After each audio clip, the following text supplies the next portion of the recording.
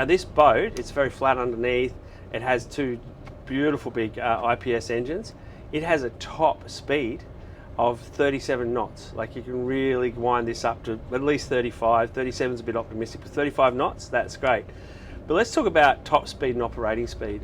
So with this boat, I mean, it idles along at like 11 knots, 12 knots beautifully. But if I was doing any sort of long distance run, I wouldn't be like, well, it does 35 knots, so therefore I'm going to plan my trip on 35 knots.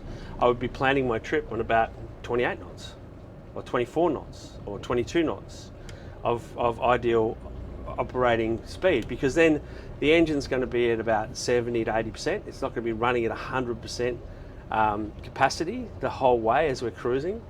And that's the thing. It's like, for example, the Techno hull that I drive for another owner.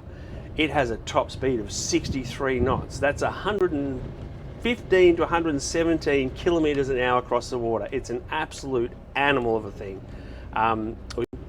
But that's great, but its cruising speed, for me, this cruising speed is 48 to 52. Yeah, it's an absolute weapon, ocean-going weapon.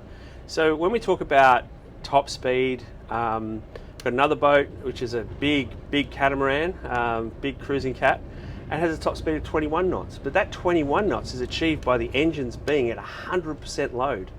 And so at 75% load, we're doing 15, 16 knots.